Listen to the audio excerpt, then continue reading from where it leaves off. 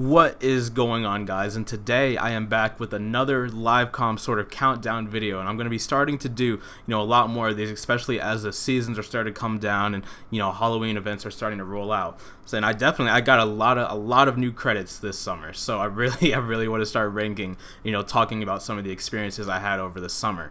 Now, with these parks I went to in the summer, I was able to complete the fourth Giga coaster in the United States. Now, if I would have actually gone to Canada's Wonderland, which was actually our first option, instead of Chicago and going to Six Flags Great America, then I would have done all 5 in the continent, and I would only have the 2, one in Europe and the other being Steel Dragon, to complete. So with that though, I am going to rank the 4 Giga coasters I've been on in the United States, and honestly, looking at the manufacturers and how I originally thought I would rank these, I'm extremely shocked with how I end up ranking these.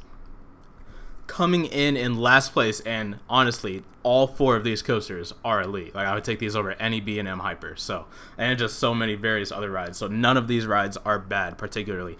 But number 4 is going to be the most recent one I did, which is I-305.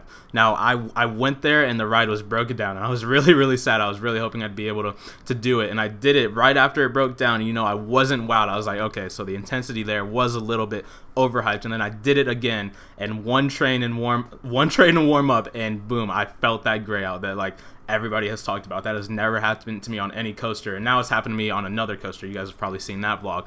But it is just as intense as everybody thought it was. And I can't pinpoint exactly what's wrong with this ride, just in the combination of how extremely hot it was that day. And I honestly can't describe why I don't love this coaster as much as the other Gigas, because this has everything I want in a Giga. Like, speed to the face is my number one thing, and that's what these Gigas really do a great job accomplishing. And this one, I just say accomplishing, whatever, but this one does a great job staying low to the ground and mixing Maverick turns in with that. But this ride is just so intense. People talk about that very first turn, but that was not the most intense moment of the ride to me. Honestly, after those 2 back-to-back sort of transitions, and then you hit that 190-degree turn right before the trimmed airtime hill, that was the most intense part to me. And this ride just stays low to the ground and does so much in such a short period of time. Now, every time I was on the brake run, I was definitely like, wow, that is an elite ride. But to be honest, I was really expecting to like this as my number 1 Giga, but it just every time I came off of it, compared to how I feel when I come off other Gigas and how I talk about other elements, definitely a fantastic ride. But I would definitely say Millennium is the more enjoyable ride as compared to this, and there's no lines for it, and I could see why, especially on a hot day. The Intimidator 305 is not a ride that you would want to do very many times. I did get 2 rides in the front and 1 in the back, and yeah, I could sit here and try to honestly BS how my opinions came on this ride, but when I go back and think about that day, I just definitely enjoyed this way less out of the other 3 Gigas that I've been on. And that leaves us now with 3 world-class. Like I said, all of these rides are elite, but these 3 are world-class rides that I would do any day of the week. And number 3 is actually the one that I've done the second most times, just because I'm from Ohio, but it's going to be Millennium Force. Now, I've been doing this one, honestly, since I was extremely young, and I remember being afraid of upside-down rides, so this was one that I didn't do till I was a little bit older at Cedar Point, but I remember doing it and still just being afraid of the drop and thinking, after that drop, the rest of the ride is meh, as long as I can get through that drop, because that's when I was still scared of those.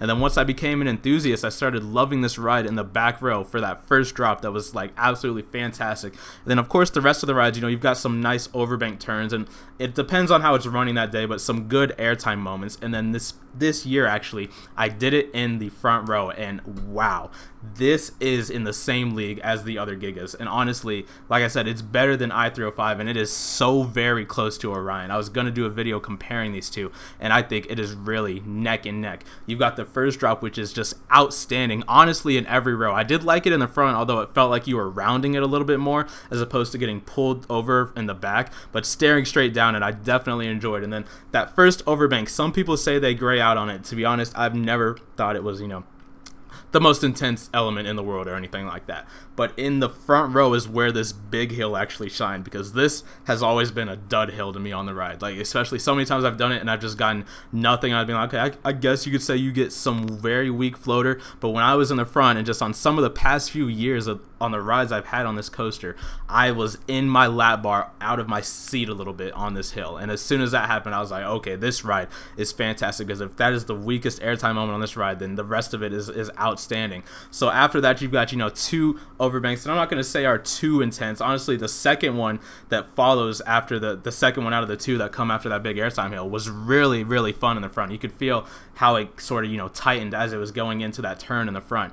And then going in, you go into what has been my favorite airtime moment on the ride forever, but it's a nice, sustained hill, and this one would always give good airtime. This would be the one I would look for every time I would do the ride, because I knew the big one, wasn't very good, but by the time it came to this little one, I always loved this hill. And then you go into this tunnel, which that's where your picture is taken, and then you do this speed hill, and to be honest, I don't know if I like the Orion speed hill or this one more, because although this one is slower later on in the ride, you get a nice pop of airtime. It's a lot more abrupt instead of sustained like Orion's, and I do love this element. And then you absolutely speed through an overbank turn at the end. Like, you just have so much speed at the end of this coaster, and then you are just left in the brake run wiping your eyes like, wow, that was an absolutely amazing experience. And after doing it in the front, I can definitely see how this would be, people's number one ride. What a momentous ride just for our community as a whole, and what an exceptionally amazing ride. If you haven't done it in the front, you definitely need to try it in the front. What a fantastic ride. I predicted Orion to be much better than this ride, especially after how much I loved Fury. And then doing Millennium in the front, I realized that Millennium does live up to the other Gigas. It's absolutely fantastic. And especially being the first one, it's just a fantastic ride in general.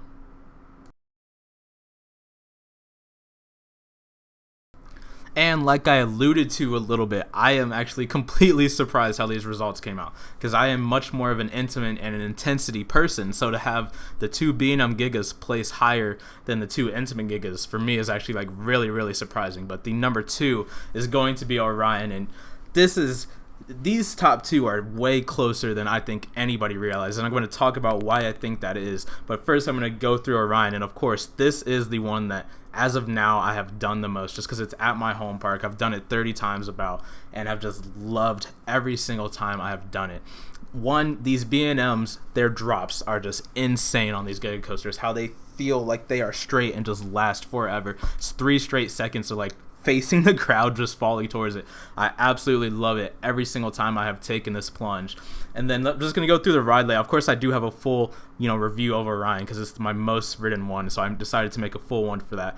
But the drop is fantastic. The amount of wind you get at the bottom of this drop is insane. And then going into the wave turn, which I'm not going to say is anything special, and then going up into the turnaround as well. Like I said, I'm not going to say either one of those 2 are anything special, but I will say from the time you get to the bottom of that first drop to the bottom of that turnaround, it does not feel like you slow down. Like, if you look at these elements from afar, they are not very high up. So although none of them really give good force, it does feel like you speed through them at a decent amount, if that makes any sense to anybody.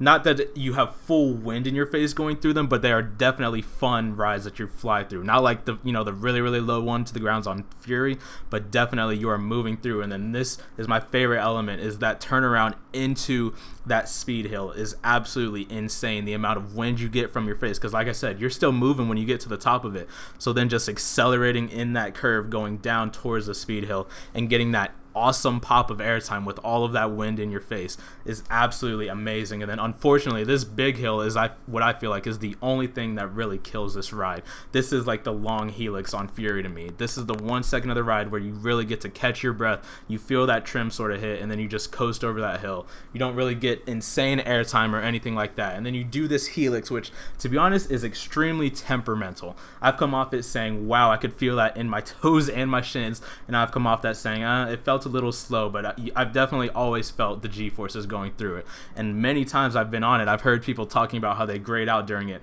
on the train. And then right after that, you've got the camera, and then an insane, or not insane, but a fantastic airtime element to end the ride. Honestly, better than Fury's treble clef, just because it's a little bit lower and it's at the end instead of the midpoint of the ride. And then going up into the brake run, like I've always said, you have so much speed in this. You get a nice pop of airtime going into the brake run. They could have done a little bit more with this, but like I am about to say, the reason I feel like this is so close to Fury is because it doesn't have that long helix that Fury has, as well as, you know, that first sort of tall up element turn where, you know, it, not that it slows it down a little bit, but those are just, I feel like, the two dud moments in Fury's layout, and Orion doesn't have that. And when you look at it from off ride, Orion does fly through this ride from the time it goes to the drop till it gets to the brake run. It doesn't really look like the train slows down much other than that big airtime moment. So I feel like it is a little bit of a better paced ride than Fury, but Fury's elements definitely do hit a little bit harder. But that is why Orion is my second favorite, just because the wind in the face and the amount of speed, the sense of speed you get on this,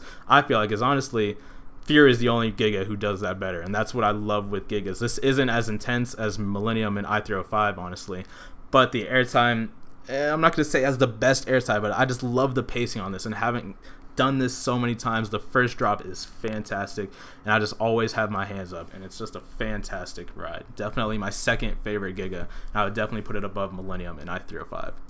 And the last world-class Giga coaster remaining is going to be Fury, and now this is my number one B&M. Orion is my second favorite, but this one I do think holds the top. It is a close contest, but this one does a good job of combining making you feel the speed with the first half, which is just absolutely insane. Start off with, you know, basically the same drop as Orion. This was my first B&M Giga drop, so I really enjoyed it, and it felt like it lasted forever. You go into that turnaround, that, you know, that one is nothing great, but after that, the two speed turns where you're going right by the entrance, which, by the way, that how they fit that into the entrance is better than Gatekeeper's entrance. I love how that looks in walking up to Carowinds, but speeding by the people and then going up into a treble clef, which gives you a great airtime moment at the top, which will pull you back towards the center of the earth and then go under the path into, you know, a little bit of a slower turn moment, but then you go into this first airtime hill and it's trim, and I remember thinking, uh-oh, this is trim, this one probably isn't going to be that good, and you feel the trim, and then you just get launched over the hill. Like a fantastic airtime. All three of these airtime moments